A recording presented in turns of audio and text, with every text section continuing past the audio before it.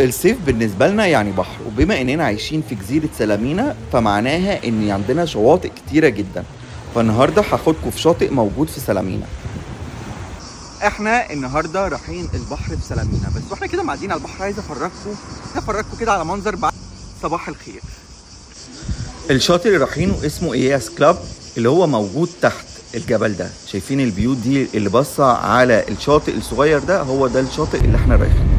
علشان نوصل للشاطئ ده بناخد العربية حوالي 11 دقيقة من عند البيت، وبنطلع الجبل على طريق اسمه بيرستيري، وبنقف علشان نشوف المنظر ده اللي صورنا فيه.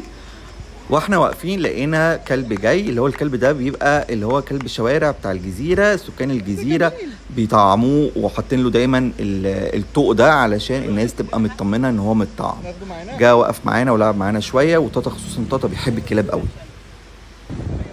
تقريبا كل الشواطئ اللي موجودة في سلامينا هي شواطئ عامة، بمعنى ان اي حد عايز يجيب الشمسية بتاعته والكرسي بتاعه يحطه ويقعد.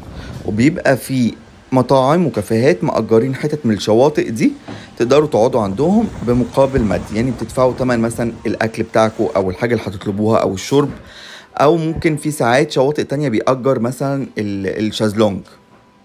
ولو مش عايزين تأجروا او تدفعوا حاجة عادي جدا ممكن تحطوا الفوطة بتاعتكم وتقعدوا وتستمتعوا بالبحر.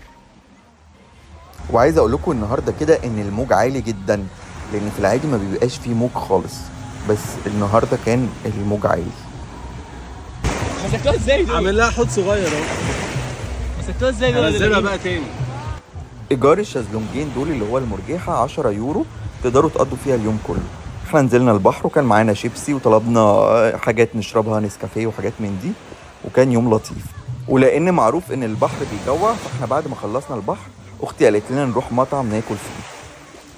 رحنا مطعم برضو جنب البحر والفيو عنده خطير علشان ناكل مشويات، وطبعا اخترنا نقعد في ترابيزه قدام الفيو الخطير ده.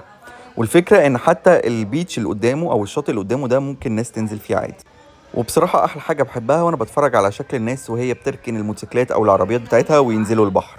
الاكل وصل وانا كنت طالب بريتزولا اللي هو الستيك المشوي، واختي كانت طالبه كده ريش بتاعه الماعز معرفش اسمه ايه، واليني كانت طالبه كفته، بس كفته اللي هي شبه البتاع ده.